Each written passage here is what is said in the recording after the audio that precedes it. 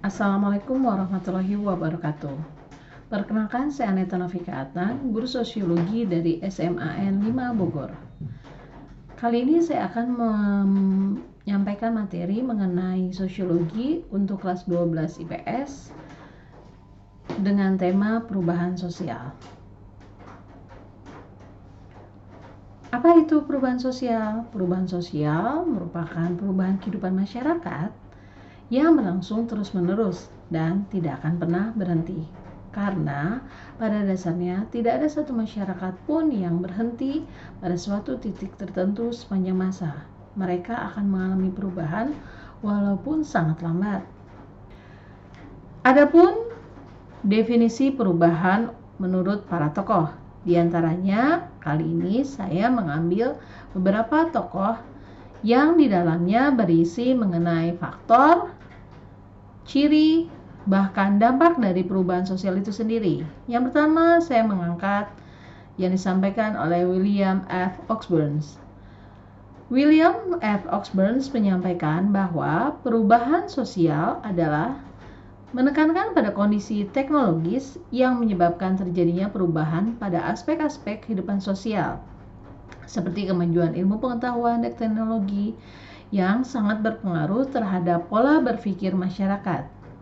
Selain itu, ada juga pendapat dari tokoh lain, yaitu John Lewis Gillens dan John Phillips Gillens, yang menyatakan bahwa perubahan sosial adalah suatu variasi dari cara hidup yang diterima akibat adanya perubahan kondisi geografis, kebudayaan material, komposisi penduduk, ideologi, maupun karena adanya difusi dan penemuan baru dalam masyarakat.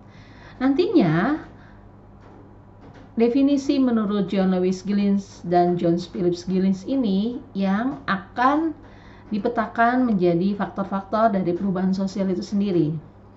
Nah, adapun definisi menurut salah satu sosiolog di Indonesia, yaitu Selo Sumarjan, menyampaikan bahwa perubahan sosial adalah perubahan pada lembaga-lembaga kemasyarakatan dalam suatu masyarakat yang memengaruhi sistem sosialnya, termasuk di dalamnya nilai, sikap, dan pola perilaku di antara kelompok-kelompok dalam masyarakat.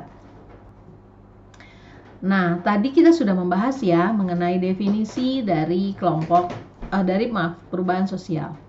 Kali ini kita akan membahas mengenai faktor-faktor dari perubahan sosial itu sendiri. Faktornya ada yang internal atau dari dalam masyarakat itu sendiri dan faktor eksternal, yaitu dari luar masyarakat. Nah, untuk faktor internal dijelaskan dipengaruhi oleh komposisi penduduk, ada konflik, ada penemuan baru.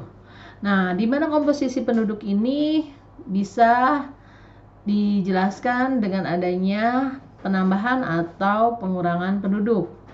Nah, ini akan sangat mempengaruhi sistem-sistem di masyarakat itu sendiri. Apabila penduduknya sedikit, maka berpengaruh pada dinamika penduduknya. Sebaliknya, kalau penduduknya juga terlalu padat, itu pun akan mempengaruhi pola interaksi, pemukimannya, seperti itu. Nah, faktor internal lainnya itu adalah konflik. Nah, konflik ini cenderung terjadi internal.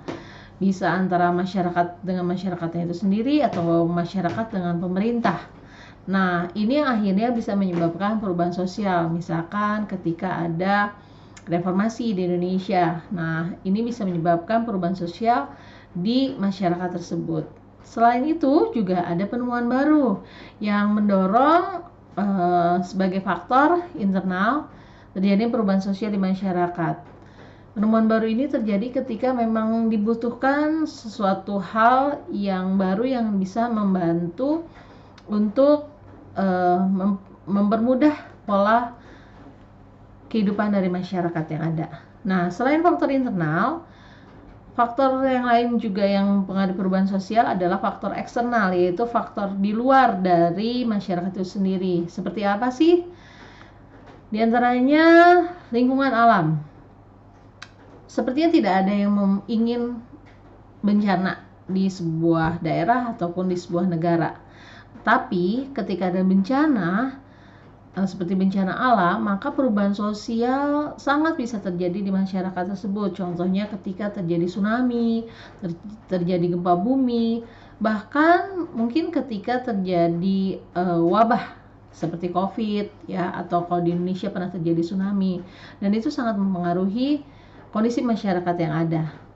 Nah, selain itu juga faktor peperangan. Nah, peperangan ini lebih besar bentuknya dibandingkan konflik, karena biasanya melibatkan dua negara atau bukan hanya pada negara tersebut, dan juga memakan korban jiwa, rusaknya infrastruktur ya, terus kemudian juga berubahnya lembaga-lembaga kemasyarakatan. Nah, ini juga menyebabkan perubahan sosial. Selain itu juga ada pengaruh kebudayaan lain. Nah, pengaruh kebudayaan lain itu ketika ada budaya dari luar masuk ke kebudayaan sebuah negara yang kemudian bisa merubah pola pikir, sikap, ya, atau perilaku masyarakatnya. Nah, selain dari faktor eksternal dan internal yang tadi sudah dibahas sebelumnya, ada juga faktor penghambat dan pendorong untuk terjadinya perubahan sosial. Di antaranya adalah kurangnya hubungan dengan masyarakat lain. Semakin seseorang menjaga untuk tidak berinteraksi dengan masyarakat lain, maka perubahan yang terjadi pada masyarakat itu cenderung lambat. Nah, tetapi juga ada hal-hal yang berkaitan dengan prasangka dan hambatan ideologi juga mempengaruhi terhadap perubahan sosial itu sendiri. Kemudian ada perkembangan ilmu pengetahuan yang lambat, pemikiran masyarakat yang masih tradisional, kekhawatiran terhadap goyahnya integrasi kebudayaan, terdapatnya kepentingan yang tertanam kuat, first interest, hambatan ideologis, adanya adat kebiasaan masyarakat yang masih kental. Nah, ini biasanya faktor yang menghambat terjadinya perubahan sosial. Sedangkan pendorongnya itu sebaliknya. Mereka orientasi ke masa depan, kemudian lebih terbuka komunikasi, mereka ingin mencoba hal-hal baru, mau menerima kebudayaan lain untuk diadopsi. Nah, biasanya itu akan menjadi faktor pendorong bagi masyarakat itu sendiri untuk berubah. Nah, ketika kita mempelajari mengenai perubahan sosial, maka kita juga mempelajari teori perubahan sosial. Di sini diantaranya ada teori evolusi yang dibagi menjadi dua, teori evolusi unilinear dan teori evolusi multilinear. Kemudian ada teori siklus yang cenderung berulang-ulang. Kemudian ada teori fungsionalis, ada teori konflik, dan terakhir kita juga akan membahas tentang bentuk-bentuk perubahan sosial. Nah, untuk bentuk-bentuk perubahan sosial nanti akan ada proyek dari siswa-siswa untuk menampilkan bentuk-bentuk perubahan sosial ini, baik dalam bentuk sosiodrama, talk show, podcast, poster, presentasi, dan lainnya. Nah, mereka akan menampilkan bentuk perubahan sosial secara lambat, secara cepat, kecil, besar, yang direncanakan, tidak direncanakan, atau progres dan regres. Pada intinya, perubahan sosial itu terjadi dalam setiap masyarakat tanpa kita sadari, atau yang memang disadari karena sengaja terjadi. Dan banyak faktor yang mempengaruhi perubahan sosial. Maka selayaknya kita tidak bisa menghindari perubahan sosial, namun bagaimana kita memaknai bahwa perubahan sosial itu bisa menjadikan masyarakat lebih baik, lebih maju, dan tetap produktif. Terima kasih. Wassalamualaikum warahmatullahi wabarakatuh.